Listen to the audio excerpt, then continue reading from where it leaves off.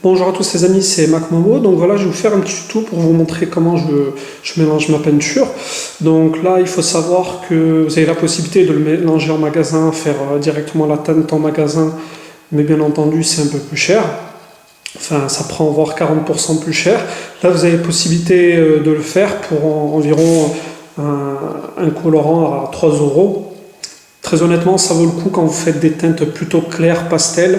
Mais dès que vous voulez faire du foncé, je vous déconseille de le faire vous-même. Donc, dans un premier temps, il faut un malaxeur électrique. Il vous faut votre teinte. Il vous faut votre peinture de base. Et il vous faut un petit récipient avec de la peinture de base. En fait, on va diluer le pot d'abord ici, enfin le tube d'abord ici, et ensuite on va l'envoyer dans le grand bidon. Donc bien entendu, vous devez sélectionner votre teinte. Moi j'ai choisi un gris galet. Donc là on vous donne des doses approximatives pour avoir le teint que vous souhaitez. Donc du noir dans du blanc ça fait du gris. Et donc si on met un tube dans 10 litres, on a une espèce de gris galet assez clair et plus, je veux dire entre guillemets, moins il y a de peinture, au plus ça va être foncé, ce qui est logique. Au plus il y a de tubes et plus ça va être foncé, ce qui est logique aussi. Donc moi je veux un gris galet assez clair, voire plus clair que celui-ci, vraiment léger. Donc je vais mettre quasiment la totalité du récipient dans 10 litres de peinture. Donc voilà, on commence par mettre le colorant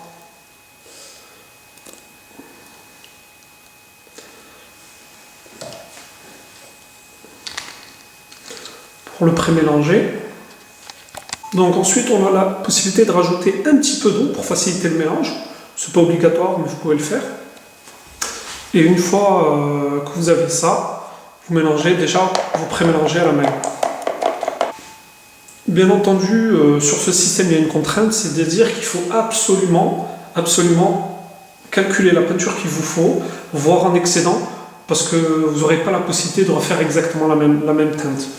Donc moi je vous conseille vraiment d'en faire plus, ce qui est ultra important, pour pas que vous tombez en panne et que vous galérez à retrouver la même teinte. Donc ensuite on verse la totalité dans le pot. Ça c'est juste pour faciliter le mélange.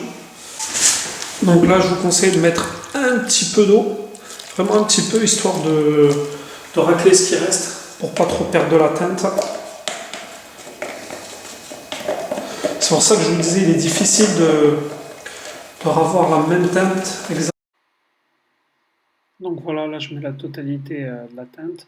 Ensuite je passe avec le malaxeur électrique. Il faut savoir que je mets environ 5 minutes réellement. Et je fais bien gaffe à tout racler sur les côtés, qu'il ne reste plus de filaments, qu'il ne reste plus de teinte sur les bords du pot.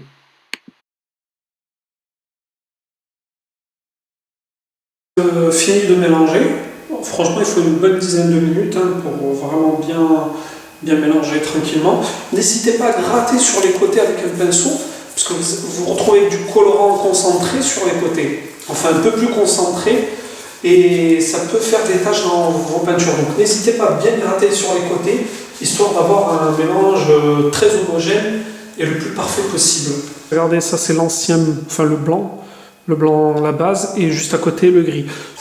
Donc la clé c'est vraiment de mélanger avec un malaxeur électrique, la visseuse ou vraiment un malaxeur, et de bien mélanger pendant une bonne dizaine de minutes, histoire de ne pas avoir une partie qui n'a pas été mélangée sur les bords ou en bas, parce que ça arrive souvent ça, quand on a mal mélangé. Donc il ne faut pas hésiter à reprendre, vérifier qu'il n'y ait pas de mauvais mélange ou autre. Donc ensuite, une fois que vous avez votre mélange, je vous conseille vivement de faire un petit test derrière, admettons un endroit où il y a un radiateur ou autre, histoire de vraiment voir la teinte. Donc voilà, pour résumer les points positifs, bien entendu, c'est la partie économique, ça reste beaucoup plus économique de la mélanger soi-même. Il y a aussi la possibilité de la moduler, c'est-à-dire de l'éclaircir ou plutôt de l'assombrir.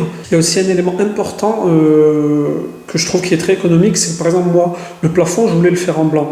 Donc j'ai pris un bidon, j'ai calculé une bonne marge d'environ 15-20%. Histoire d'être sûr d'en avoir plus. Donc j'ai peint mon plafond en blanc. ce qui est un peu près classique chez tout le monde, hein. Et ensuite, avec le reste du pot, j'ai fait ma base de couleurs. Donc c'est là où on a un gros avantage, c'est qu'on a besoin de prendre qu'un pot et on peut faire le plafond et les murs.